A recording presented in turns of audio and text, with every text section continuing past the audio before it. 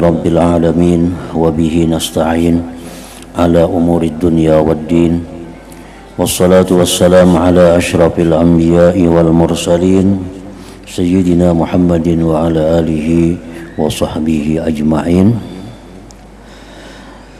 Nasihat ke-16, carilah guru yang mursyid. Nasihat Imam Al-Ghazali rahimahullah kepada anak murid beliau khususnya dan kepada kita seluruhnya. Wahai anakku yang tercinta, sayogianya bagi seseorang yang menjalani jalan akhirat itu bahwa ada baginya seorang guru yang mursyid, yang membimbing, artinya lagi pandai mendidik supaya guru itu dapat menghilangkan daripadanya perangai-perangai yang jahat dengan didikannya. Lalu guru itu menggantikan di tempat perangai yang jahat tadi akan akhlak yang mulia. Jadi artinya bahwa apabila kita hendak menjalani satu jalan tariqah menuju ke tempat yang diridai Allah, surga, atau bila kita hendak menjalani satu jalan untuk ma'rifat kepada Allah, maka itu diperlukan ada guru yang membimbing kita.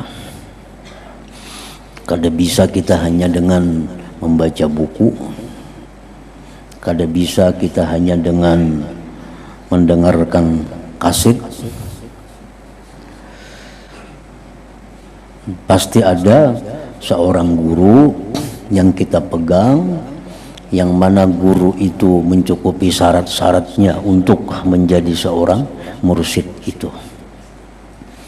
Nah, karena demikian perjalanan menuju surga itu adalah perjalanan yang panjang.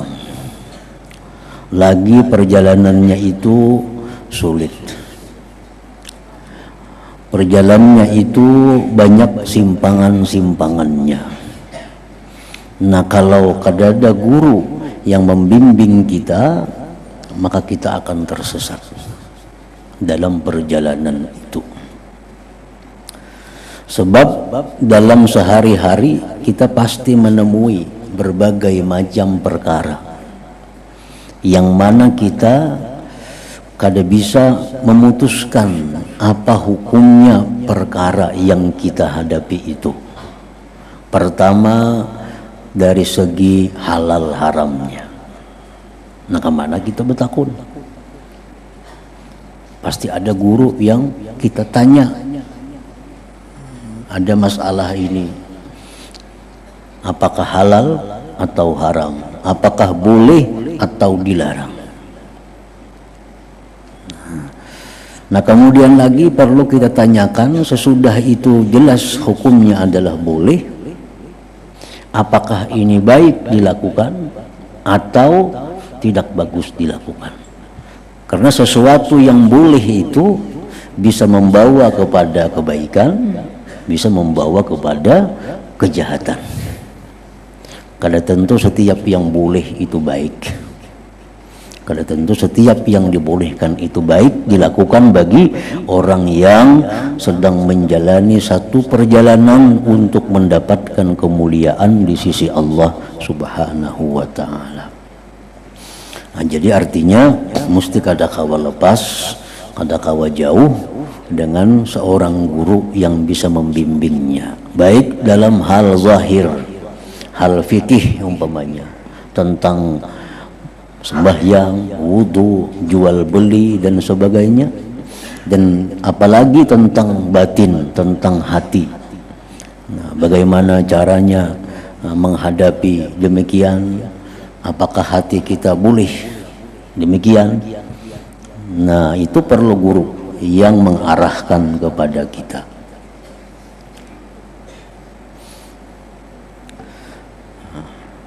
Dalam ungkapan para ulama, man la syaikha lahu fasyaitan syaikhuhu. Orang yang tidak ada punya guru, maka syaitanlah guru orang itu. Nah, kita kadang bisa memaham buku yang kita baca. Kadang-kadang kita kadang bisa jelas ceramah yang kita dengar hanya lewat media. Kita kadang paham kemana bertakun, kemana bertanya. Nah, jadi mesti ada orang yang mau kita tanyai, kita takuni apa ini hukumnya, baik kadanya.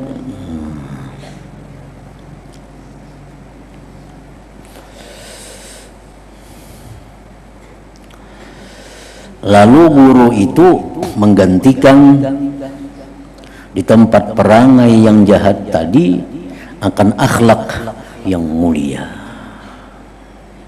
Yang dulunya seseorang ini ada ria, nah kayak apa cara supaya guru itu bisa merubahnya menjadi ikhlas.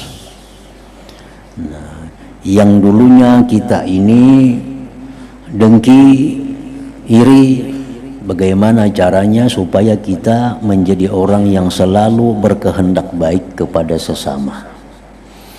Yang dulunya kita ini pendendam, pemarah, nah bagaimana supaya kita menjadi orang yang pemaaf.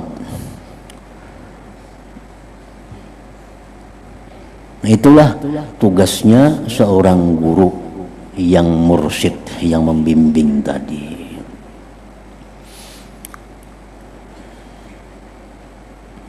Imam Al-Ghazali mengatakan, apabila kita tidak menjumpai seorang guru yang membimbing kita, atau kita dapat cuma orang kadang mau menerima kita,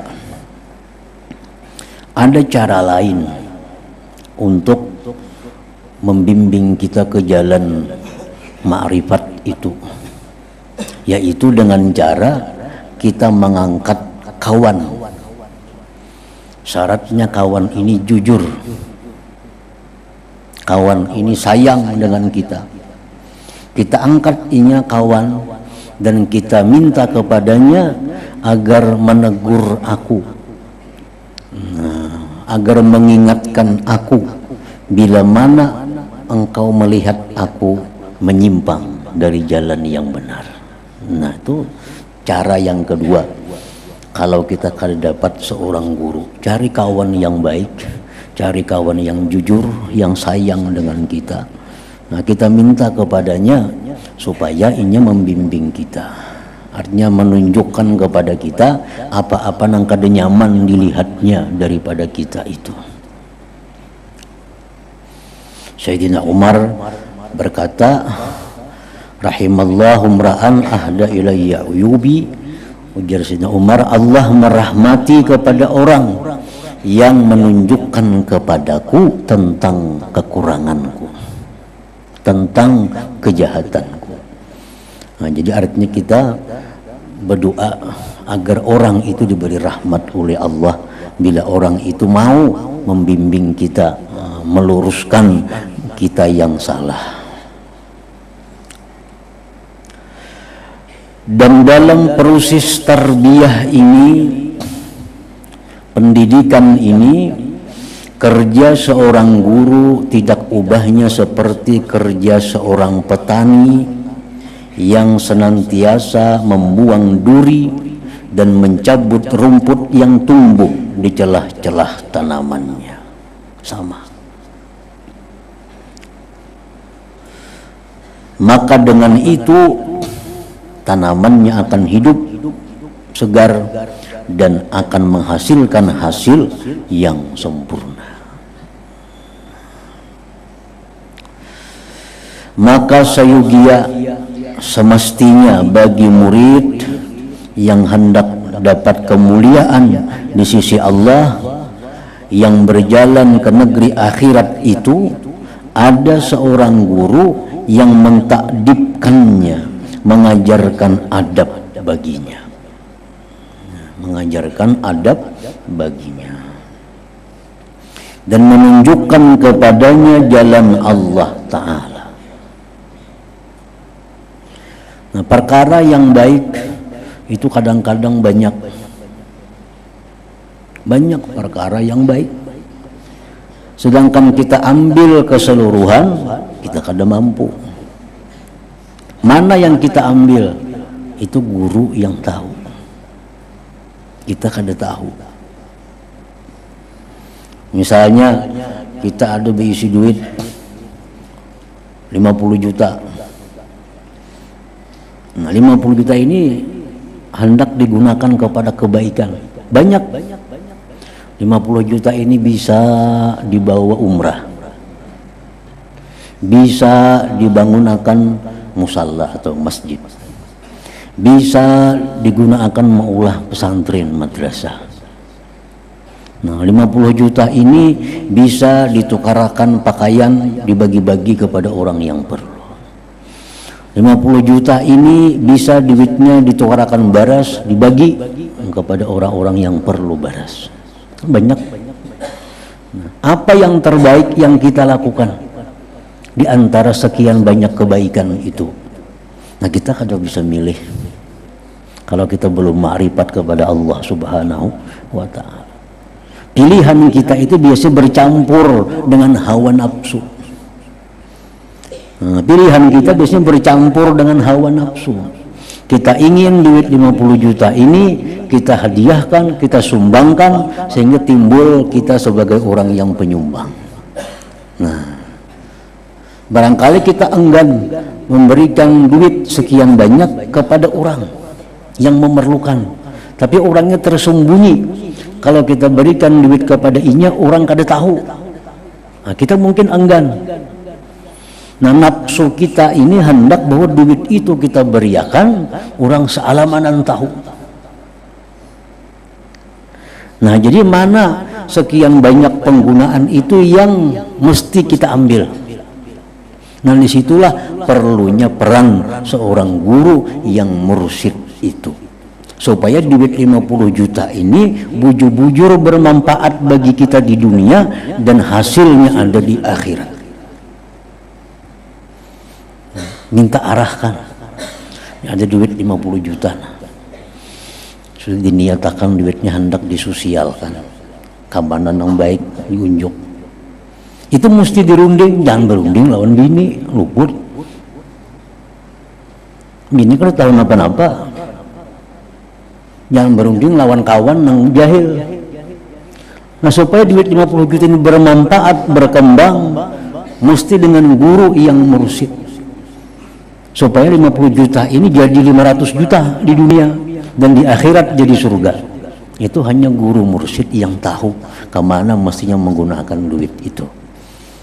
Nah, amun disedekahkan kemana menyedekahkannya. Amun dibangunkan ini bangunan apa yang paling bermanfaat. Nah, jangan sampai kita itu memberikan duit sekian banyak tapi dalam hati ada bercampur dengan hawa nafsu. Nah, hawa nafsu. Emang kita bangunakan tuh kelihatan bangunannya. Untuk kalau kelihatan, kayaknya lewat tuh bangunanku. Kayaknya seminggu lewat bangunanku. Ini berkisah pulang ke orang tuh aku yang bangun itu. Nah, kada jadi apa-apa, kayaknya hasilnya nih. Duit 50 juta ini kada jadi apa-apa hasilnya karena selalu diakui. Selalu diakui kelihatan barangnya. Nah, coba kalau duit 50 juta kita habiskan, kada melihat lagi kita. Nah, itu lebih baik, lebih diharapkan pahala di akhirat daripada yang demikian. Kecuali kita sudah sampai ke suatu makam ma'rifatullah. Nah, sudah bersih hati kita dari hal-hal duniawi. Nah, sudah tahu segala macamnya. Nah, ayo aja kita kada usah lagi minta pendapat kepada guru mursyid tentang penggunaan itu. Sembahyang misalnya, ulun guru wae umpamanya malam nih bangun sudah bila pukul 2 tuh bangun. Nah, apa nang bagus ulun baca, apa nang bagus ulun gawi. Kan banyak nang bagus-bagus. Baca Quran bagus, tahajud bagus, witir bagus, berselawat bagus, la ilaha illallah banyak nang bagus. Nah, apa nang bagus untuk ulun ini?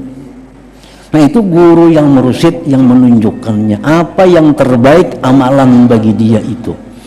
Ini mungkin orang per orang kada sama. Menurut pengetahuan si guru tentang diri si A, oh jago ikam si A ini kalau ikam bangun tuh bagus, sudah selawat kita. Selawat. Karena mungkin guru ini tahu bahwa orang ini kada tapi punya lawat. Suruh guru berselawat. Saya kong datang sama ulun jam 2 bangun guru ngapa nang bagus dia malakan. Guru tahu orangnya paling kuliah sembahyang. Ya guru jam sembahyang jadi banyak dah. 20 rakaat kah, sekian mulail, 30 rakaat kah, 100 rakaat kah. Atau kita ada masih hutang-hutang qadaan, bayar qadaan. Nah itu memilih milah amaliyah yang cocok untuk kita, yang bersih dari hawa nafsu, itu hanya guru yang mursyid yang tahu. Kita kada tahu, karena samuan baca padilatnya bagus, lagi hanya baca di buku, baca ini padilatnya ini, baca ini itu, baca ini, samuan bagus. Nah lalu mana amalan yang pina cocok lawan nafsu, ini nang ketujuh dibaca jadinya. Nah, jadi amalan itu kada murni lagi karena Allah, ada dorongan hawa nafsunya.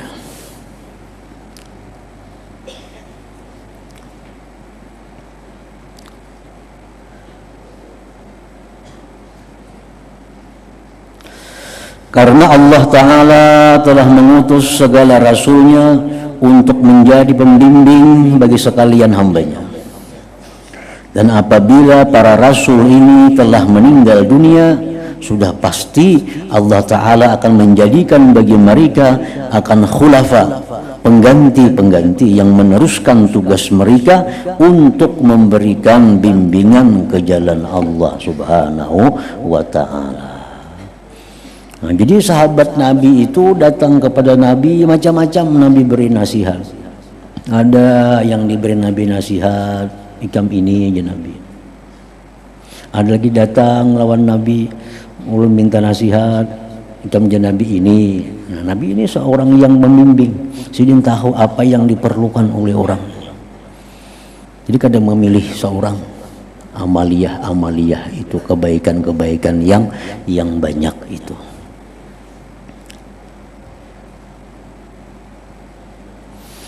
Jadi kalau kita sudah punya ilmu fikih yang cukup, ya mungkin kada perlu bertakun tentang halal haram, karena sudah tahu hukumnya. Ini halal, ini haram. Ini syubhat, ini bagus. Nah, tapi kalau urusan ini, nah ini hanya seorang yang khusus yang mengetahui apa-apa yang baik kita amalkan, yang bagus kita amalkan. Dan sifat-sifat seorang guru yang mursyid yang layak mengganti Rasulullah sallallahu alaihi wasallam itu ialah bahwa ia seorang yang benar-benar alim. Nah, orang yang jadi guru pembimbing ini orang yang benar-benar alim, yang benar-benar bisa mencukupi apa yang diperlukan oleh muridnya. Dia alim dalam masalah tauhid, sehingga kalau muridnya ini ada kesulitan dalam menghadapi hal ihwal ilmu tauhid, nah gurunya bisa mengarahkan. Si guru ini orangnya harus alim dalam bidang fikih. Nah, sehingga kalau murid ini menjumpai perkara-perkara yang sifatnya fikih, guru bisa mengarahkan tentang ilmu fikih. Dan guru ini mesti orangnya menguasai ilmu tasawuf, ilmu suluk. Nah, karena bila muridnya ini mengalami halangan-halangan tentang masalah tasawuf, gurunya bisa menjelaskan itu. Misalnya si murid orang tuanya atau dang sanatnya meninggal dunia, banyak bisi harta. Datang lawan guru. Nah, guru, abah ulun meninggal, bertinggal harta sekian, bertinggal ini, kayak apa cara membagi warisnya. Nah, bila guru ini kada bisa jadi ahli faraid, kada kawa jadi guru mursyid.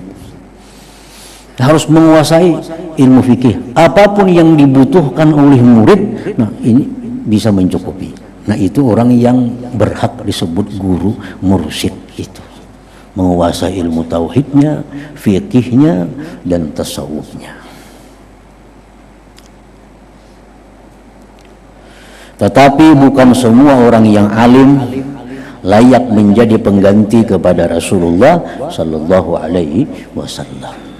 Jadi ada istilah kullu mursyid alim wa laisa kullu alim mursyid. Nah, setiap orang yang mursyid itu pasti alim, dan bukanlah setiap orang yang alim itu bisa menjadi seorang mursyid, seorang pembimbing itu. Kayak manusia-manusia yang diberi Allah wahyu terbagi dua. Ada yang hanya untuk dirinya sendiri, nabi itu kada diberi Tuhan tugas membimbing manusia, alim tapi hanya untuk dirinya. Ada manusia khusus yang diberi Allah wahyu untuk dirinya sekaligus untuk umat Rasul. Padahal alim juga kedua-duanya. Jadi setiap nabi belum tentu rasul, setiap rasul itu pasti nabi, pasti nabi. Nah demikian setiap orang yang alim belum tentu dia mursyid, bisa membimbing. Nah, setiap orang yang bisa membimbing itu pasti alim, pasti alim.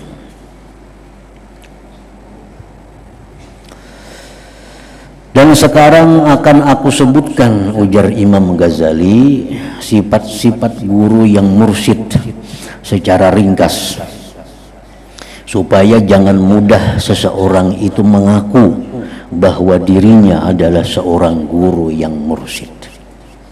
Ada standarnya, ada ukurannya, baik secara zahir maupun secara batin, sehingga dia berhak disebut sebagai seorang mursyid, pembimbing itu.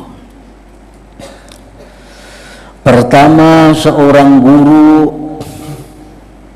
sifat-sifat seorang guru yang mursyid itu ialah: pertama, seorang guru yang berpaling daripada mencintai dunia dan mencintai pangkat. Jadi seorang guru mursyid ini dia harus orang yang cinta akhirat.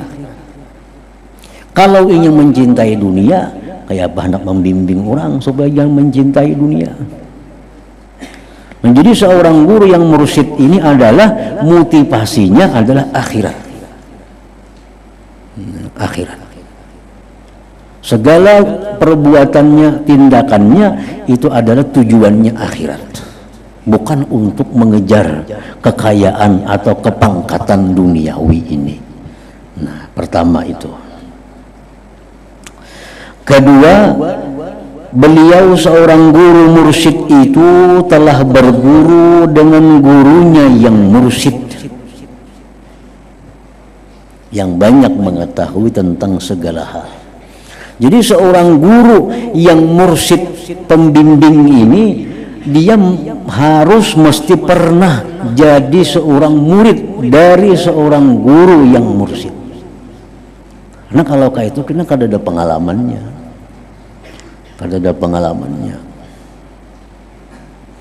Jadi seorang guru yang mursyid itu, kalau kita hendak berguru lawan sidin itu, kita harus tahu siapa garang guru sidin itu dulu, siapa garang pembimbing sidin itu dulu. Karena kadang mungkin seorang bisa jadi guru yang membimbing kalau dia belum pernah dulunya dibimbing oleh seseorang guru yang mursyid itu. Nah, kalau kita hendak berpegang dengan seseorang guru yang mengurus rohani kita, kita mesti tahu guru itu siapa garang dulu gurunya. Siapa dulu mursyid sidin itu siapa?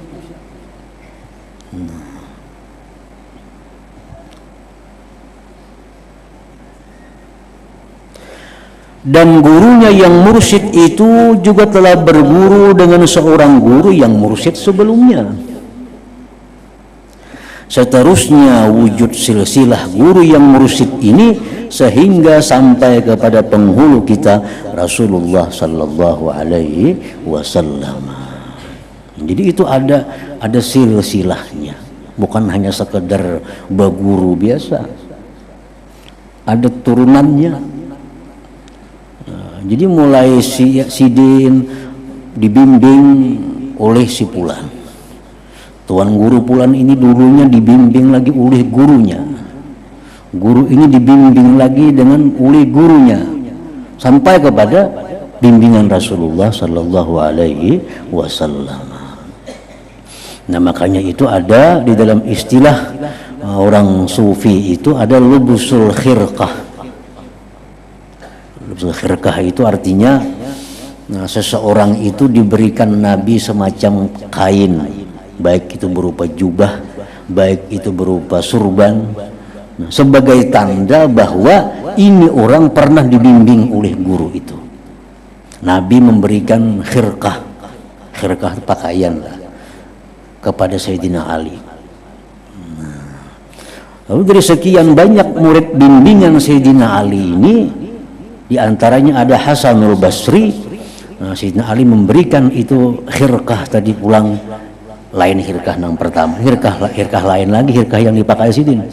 Nang berian Nabi itu disimpan untuk seorang. Nah, lalu pakaian seorang sehari-hari ini ada yang dikasihkan dengan seorang murid, tanda bahwa ini orang adalah pernah dibimbing. Nah, lalu si murid Sayyidina Ali Hasanul Basri ini terhadap bimbingan murid-muridnya itu diberikan lagi ada khirqah lain lagi, khirqah Sidin Bulang, sebagai tanda bahwa itu adalah khirqah bimbingan. Nah, sampai berlaku kepada zaman sekarang. Nah, guru-guru yang pembimbing, yang mursyid itu pasti ada punya khirqah itu, bahwa dia itu pernah dibimbing oleh guru yang pernah dibimbing juga. Jadi kadangkala orang itu bisa membimbing kalau dia belum pernah berpengalaman dibimbing. Dan itu ditandai dengan silsilah lubusul khirqah ngarannya, tandanya.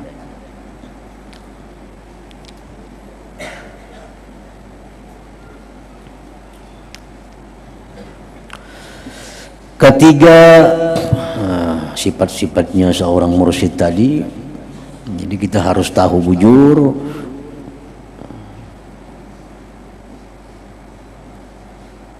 di mana orang itu dibimbing oleh siapa pembimbingnya.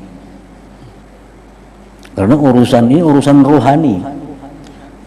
Kalau sudah menyimpang, kalau sudah sesat, akan sulit kembalinya, sulit mencabutnya. Kita ini sudah mulai berguru dengan yang salah, ngalih berpindahnya. Apalagi sudah sekian tahun berguru dengan guru yang kada jelas asal usulnya. Padahal ini guru pembimbing rohani kita, yang setiap kali kita bisa bertakun masalah ini itu. Nah itu, jadi sebelum kita menjadikan orang itu sebagai guru pembimbing kita tahu bujur dulu guru itu siapa, mengajinya di mana, pembimbing sidin itu siapa, sampai kepada Rasulullah atau kada. Itu mesti ada. Lain hal kita mengaji ilmu nahu, itu kada jadi masalah. Mengaji ilmu saraf, itu kada jadi masalah. Siapakah gurunya? Nah, mengaji ilmu nahu, ilmu bahasa Arab, itu kada jadi soal. Macam kamus munjid itu kan orang kada Islam mengarang, banyak dipakai oleh orang Islam karena bagus bahasa Arabnya. Ini artinya itu kan jadi masalah. Tapi kalau untuk urusan rohani kita, nah kita mesti berpilih. Nah pilih bujur.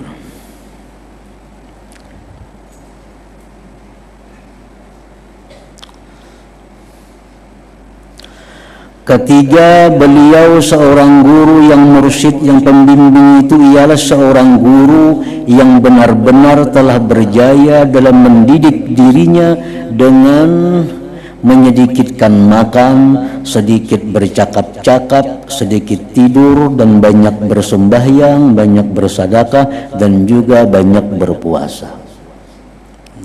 Artinya ini dalam sejarah, dalam sepengetahuan kita, bahwa guru yang akan kita belajar kepadanya itu, di samping tadi sudah ada dua, nah lagi orangnya itu, gurunya itu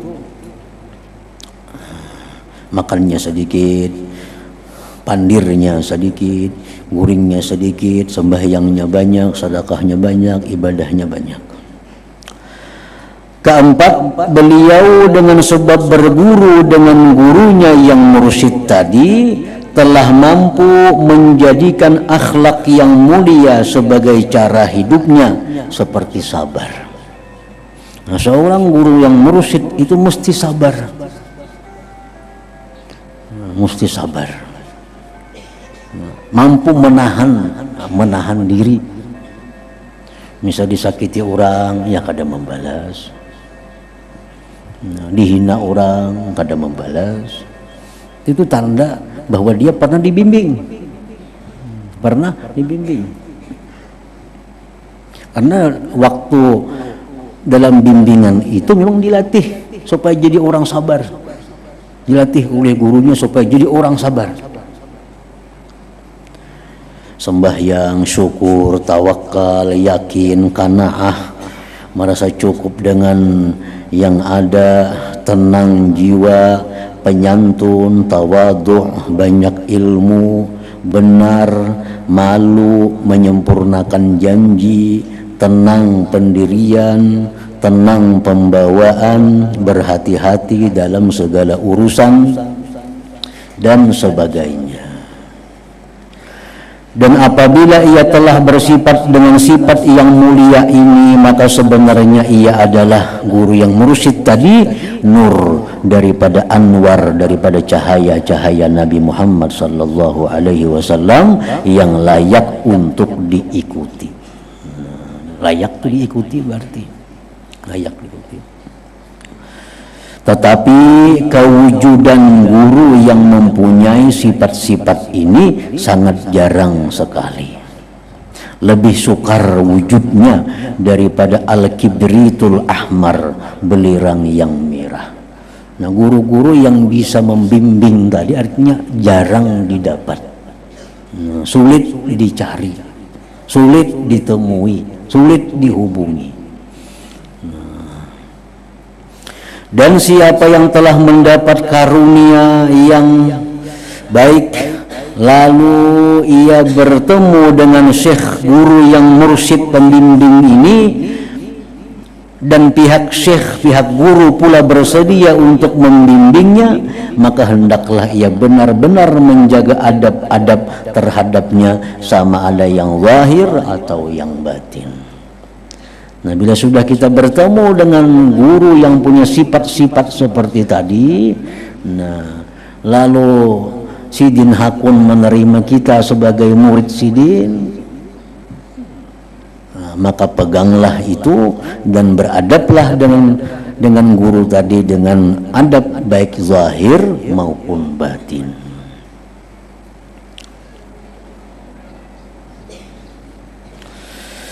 Adapun adab-adab yang zahir, yaitu pertama, kalau sudah kita dapat dengan guru tadi, Sidin Hakun mengajari kita, Sidin Hakun menerima kita, adabnya pertama bahwa ia jangan sama sekali bertengkar dengannya. Jangan mahu wali lawan guru artinya. Dan jangan pula suka berhujah melawannya. Pada apa jua masalah, walaupun ia mengetahui salah pada zahir. Jadi kalau sudah bertemu dengan guru seperti itu, jangan sekali-kali kita mengkritik dengan guru itu, walaupun secara zahir pengetahuan kita salah apa yang dilakukan atau dikatakan oleh guru itu. Nah, hanya ada dua cara menghadapi demikian. Kalau kita sudah dapat seorang guru yang bagus tadi, yang sudah bertitel mursyid tadi, kita diterima belajar di situ. Nah, adab kita yang pertama, jangan sampai mengkritik apa yang Sidin ucapkan, apa yang Sidin lakukan, walaupun menurut kita kada cocok. Nah, kalau nya kada bisa itu, kada bisa taslim ngarannya. Ini sudah mengikatkan bahwa apa yang dilakukan oleh guruku itu pasti ada dasar hukumnya. Nah, aku belum tahu. Kada perlu mengeritik. Nah pasti dia nangka itu, maka dilarang dalam agama. Kita mungkin sedikit ilmunya, kada seluas ilmu sidin. Nah pertama taslim, serahkan. Sidin manggawan itu sidin tahu aja ilmunya, pasti ada ilmunya. Nah kalau kada kawa demikian, betakun. Takunan lawan sidin. Sahabat tuh seringkali bertakun lawan Nabi, napa pian macam ini, maka dia pian kada boleh. Nah takunakan lawan sidin. Pian ada melakukan ini, sedangkan dalam pelajaran yang pian ajarkan itu perbuatan yang dilarang Nabi. Kenapa pian melakukan ini? Nah lebih baik itu daripada mengeritik di hati. Napa sih malah madakan haram tapi siangnya menggawi. Nah itu mengeritik ngarannya. Ini sudah diputus hubungannya dengan guru secara hakikat dari Allah Subhanahu wa Ta'ala. Kalau kita mengeritik dalam hati kita demikian, napa sih dia kayak itu semalam madakan haram sekali sih menggawi. Nah itu mengeritik. Nah sejak itu kita diputus hubungan silsilah ilmu daripada guru itu. Hanya ada dua, satu kita pasrah, pasti sih ada ilmunya, pasti sih ada alasannya yang benar. Kalau kada kawa juga datangi sidinnya, betakun bujur-bujur supaya jelas, supaya mengerti. Nah, kayak Nabi Ibrahim lawan Tuhan. Dia Nabi Ibrahim, ya Rabbi arini kaifa tuhyil mauta. Wahai Tuhan, perlihatkan kepadaku bagaimana engkau itu bisa menghidupkan yang sudah mati. Nah ini Quran nih. Nabi Ibrahim bertanya lawan Tuhan, perlihatkan wahai Tuhan bagaimana engkau bisa menghidupkan yang mati. Ibrahim, Tuhan menjawab, awalam tu'min, apakah engkau tidak percaya hai Ibrahim bahwa aku bisa menghidupkan yang mati? Jadi Ibrahim bukan kada percaya, tapi liyatma'inna qalbi, agar hatiku tentram. Agar hatiku tentram, bagaimana engkau bisa menghidupkan yang sudah mati itu. Nah, disuruh Tuhan cancang burung, lani-lanik mencancang. Akhirnya Tuhan dengan kun, jadilah itu burung kembali burung. Nah hanya tenang Nabi Ibrahim. Nah demikian pula seorang murid itu, kalau hatinya kada tentram melihat gurunya berbuat hal-hal yang dilarang menurut pengetahuan si murid, nah takunakan lawan sidin. Napa pian manggawi ini supaya hati ulun tenang. Nah napa ada kapian dalilnya atau apa hukumnya? Nah itu kena jawaban guru macam-macam. Bisa guru itu menjawab dalilnya, jadi guru ini dalilnya. Bisa aja guru cuma mengaji terus kita dapat saja ilmunya, bisa juga kak itu. Kemudian hampir mengaji terus dia guru, karena kan bertamu ini dalil apa nanggo gawe itu pada kada salah. Nah itu kena jawaban guru kada jauh di antara yang demikian itu.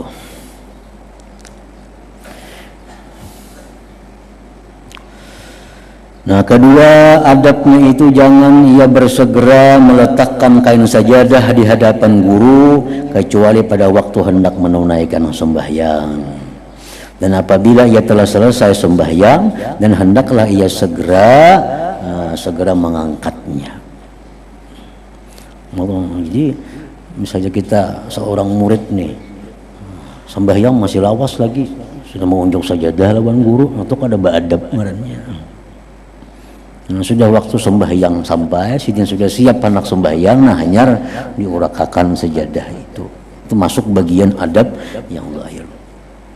Ketiga, jangan ia memperbanyak sembahyang sunat di hadapannya. Ini di hadapan guru bertasbih. Itu kan ada adab ngarannya. Di hadapan guru itu yang paling baik dua. Satu mendengarkan apa jar guru, nang kado betakun apa nang kada paham. Jangan bertasbih di hadapan guru. Itu ada beadab ngarannya. Padahal baik saja bertasbih kalau berzikir bagus. Cuma kalau di hadapan guru itu ada beadab. Di hadapan guru itu yang paling baik satu mendengarkan apa nang jasidin, nang kado betakun apa nang seorang kada paham.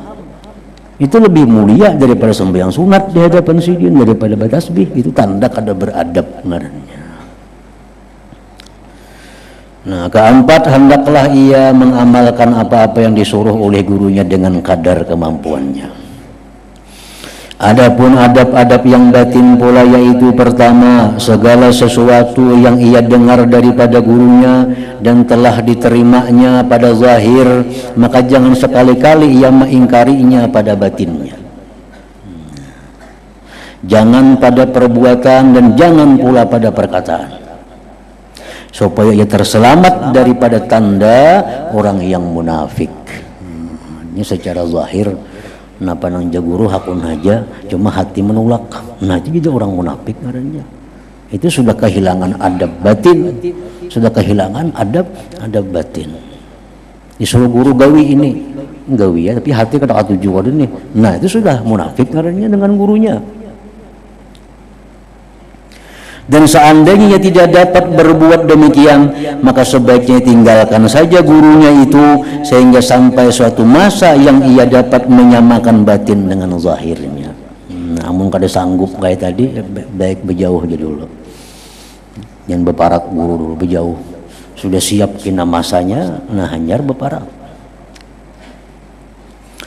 Kedua, hendaklah ia menjauhi daripada bersahabat dengan orang yang jahat, supaya ia dapat mengusungkan lembaran hatinya daripada segala perhubungan dan pengaruh syaitan manusia.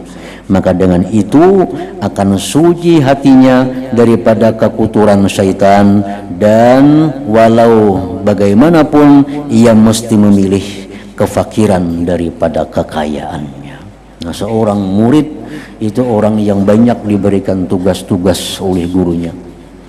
Nah, sehingga apapun yang diperintahkan oleh gurunya untuk kebaikan dirinya itu mesti dia tinggalkan, walaupun itu merugikan dalam segi duniawinya, walaupun merugikan dalam segi duniawinya. Karena itu perintah guru, tinggalkan. Nah, mesti ditinggalkan kalau sudah kita mempunyai guru yang membimbing itu. Nah, kemudian nasihat ke-17, intisari ilmu tasawuf.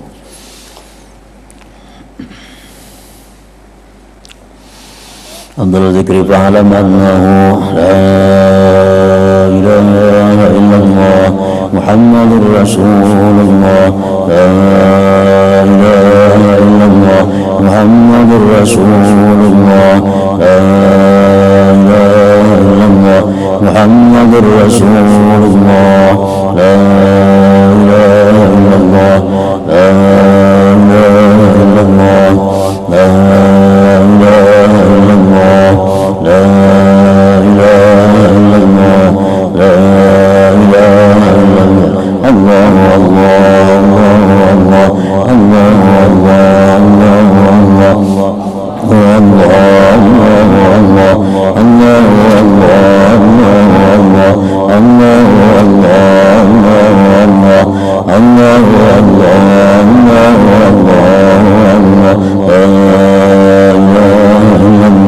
Muhammadur Rasulullah, la ilaha illallah Muhammadur Rasulullah, la ilaha illallah Muhammadur Rasulullah, la ilaha illallah. Al-Fatihah. Bismillahirrahmanirrahim.